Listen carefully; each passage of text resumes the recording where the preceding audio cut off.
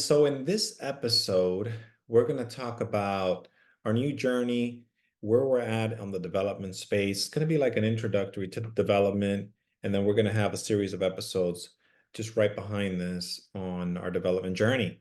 And Desiree and I are going to talk about real estate development, our transition to it, how we kind of landed in this. We really didn't plan it, so it kind of just landed in here, and it was really a good transition. And then our plans right now, we're working on a project on some land that we own, and we're going through the application submittal process. So hope you enjoy the episode. Visit our website, everythingaboutwealth.com, if you want to know more information about a wealth building, whether there's just learning financial education or if you're interested in possibly being an investor on one of our projects. And if you're also interested in home ownership, you can also visit at coastaloans.com. We have tons of loan options for people that want to buy a home, buy investment property, whether that be residential or commercial. All right, enjoy the show. Take care. Bye-bye. Hey everyone, Denny Troncoso here and the beautiful Desiree. Hey guys, this is doing an episode today on real estate development. We actually been last time we were talking a lot about multifamily value add, which had really had been our focus for several years.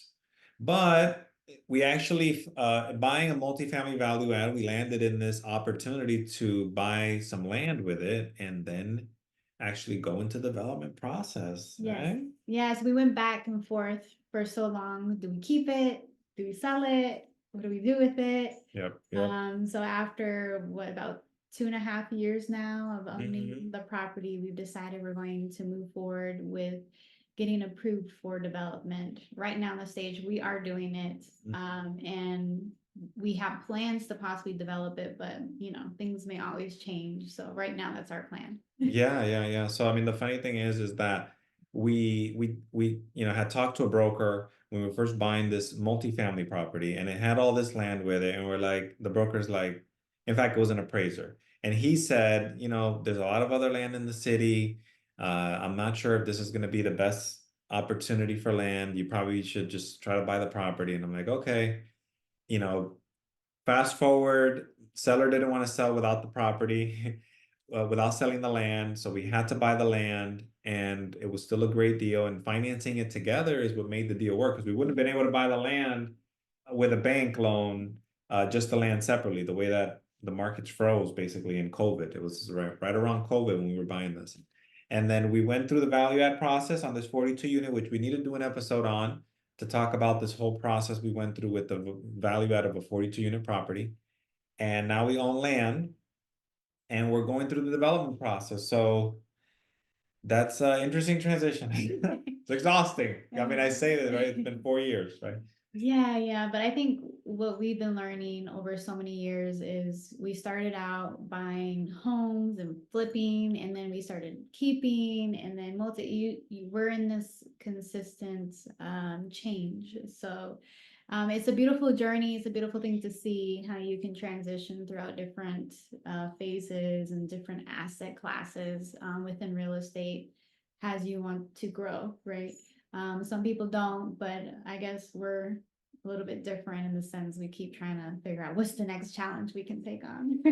Yeah, and that's a funny thing you say that, because I also think of the word adaptation, and in the market in real estate and in business, I asked a consultant, or I think it was like a CPA, and what they did was that when a company was about to be liquidated, they were going through the bankruptcy process, they would be brought in to kind of help with the liquidation.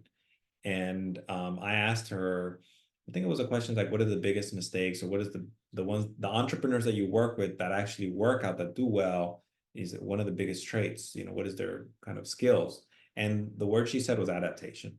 And I kind of think about it in the real estate market where, I love multifamily and I think it's great. Everybody needs a place to live, but at the same time, you also have to look at what the market gives you. Like sometimes multifamily is very challenging to buy because either it's competition, or just oversupply, different things. So I think right now it's a good opportunity where we're going into. So going into our development now, which learning a lot through this process is we're thinking about doing multifamily and single family Yes. in this site. It's a 35-acre site, and it's in we're in Ocala, Florida, guys. So this is in Ocala, Florida, in the city, and we're planning on building either for sale or for rent homes. We haven't really decided yet. We're trying to fill out the market how it's going to be, so we have a bit of flexibility on what to do there, and uh, it's a mix of single family homes. Which are homes that are not unattached, but Yes. also townhomes that will be attached, and then multifamily. Is some of the possibilities that we're coming up with our concept plan with our planner that we're doing. Mm-hmm. But again, like Denny said, it depends on the market. That's why we're trying to make sure we put it, each one will be on its own lot with the exception of the multifamily, so that if we do decide to sell, we have that opportunity to go ahead and sell as we go through the process of building. Correct. What has been explained to us as well is the portion that we're leaving for the multifamily. It's always easier to go back and get the plans amended to be homes than it is to have homes amended to multifamily. There you go. That's a great tip there, Des. Yes.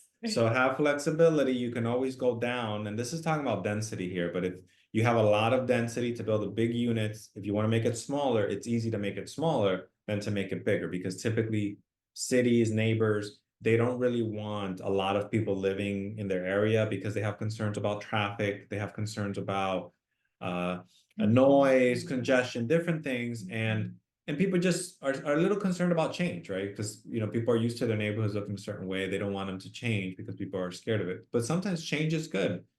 New stores come in, new businesses come in, and it just makes it better for everyone. And new homes, new communities with that have a sense of place and all that. So, I mean, it's a really cool community we have planned. So we have a planner that we've hired to help us through this process, and then we've hired consultants. We work with Microlife Institute, kind of give us some direction. They connected us with the planner. They give us some advice. We hired them for a short time, and then kind of tapped into so many relationships and conversations and the Urban Land Institute. And then we have our landscape architect, right? Shout out to Scott Andreessen Design. And we have our designer, which it's Robert Reed out of Atlanta, which we just fell in love with one of his designs. And we'll have another episode, and we'll talk about the architecture, and we'll talk about the designs and what we're choosing and what we're going with, and kind of get this exciting. But I don't want to make this episode too long. So yeah, so we've already had our neighborhood meeting, which is a requirement by the city before you submit for your application. So we're doing a PD application. And the reason we're having to do it is because we're wanting to change some of the regulation or ordinances that the city has for how big lots can be, et cetera, et cetera. So with that, we're trying to do a PD, a plan development, which will give us more flexibility of how we want to build our community. And one of the first things you have to do is have a neighborhood meeting, which we did successfully in December. And one of the check that box. and it was great. We're, I would say, probably in a very good spot compared to others because around us is vacant land that is currently for sale, but no one is living there yet because everyone is still going through the planning process themselves. That's right. So we didn't have a lot of attendees come to our neighborhood meeting. We had one person who was one of the owners of the land that is next to ours, and we just had a conversation with him. Our planner brought these beautiful displays for people to see, what our idea is, who our target market is. But we were able to discuss with him just more one-on-one regarding what our plans are. But that's what usually will happen in a neighborhood meeting. People will come from the community and you will discuss what are some of your plans, what it's going to look like, what are some of their concerns, so that you can get over that hump and change anything you may need to in your concept plan before you submit it to the city. There you go. Yeah, so we took, I think it was like a good 6 months at least, maybe a little longer, working with the planner to come up with different options for the site, and right where they kind of draw little boxes on where the roads are going to be, and the houses are going to be here, townhomes here, and the apartments here. And then finally, after 6 months, we're like, okay, we're going to stick to this one. And then we submitted for the neighborhood meeting, and we had that in December. And then now we have to do the submission packet, right? So it's this kind of long book report with all the details on what you're going to build and how it's going to be built, and kind of going through all those little details. And then, so we should be submitting, we just gave the approval to our planner to submit on Friday, so should be submitted, I would say this week for sure. I mean, don't be up too much, but so then when we're doing a PD, which Desiree mentioned, which is to have more flexibility with our lots, is that's the most important thing. Because we're doing a smaller lot, so we can build smaller homes so people can afford them, and targeting a demographic that people can buy a home and own it. Because homes are so expensive these days because they're so big, but and the construction costs are high. So if we can cut construction costs, then we can build smaller, and we can build for a lot more people.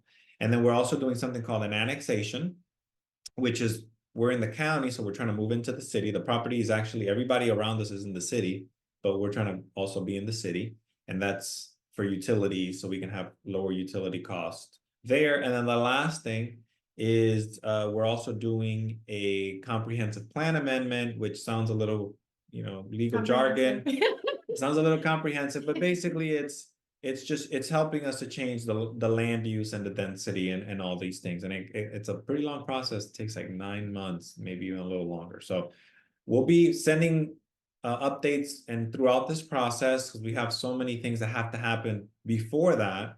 But yeah, that's where we're at. And anything else you want to share, Des? No, I think that's about it. We're just hoping we get through this next challenge, which is not more of a challenge, but it's just another step in your process of it. And see how we come out in the end, based off if the city wants to make changes or not. And I think that's when the exciting process will start. All right, that sounds great. I like exciting. That was the word. All right, guys. Well, until next time, we'll keep you guys updated. Denny here and Desiree. Take care. Bye-bye. All right, everyone, and I hope you enjoyed the episode. Expect more episodes on the development side. We've really been transitioning into that, and there's been a lot of lessons learned. If you like the episode and you like the podcast, please subscribe. If you're on YouTube or your favorite podcast app, give us a thumbs up. It helps people find the show, and it definitely helps us to do more episodes that way. With that, visit us at www.everythingaboutwealth.com to learn more financial education, investing, and much more there. So until next time, guys, take care and talk soon.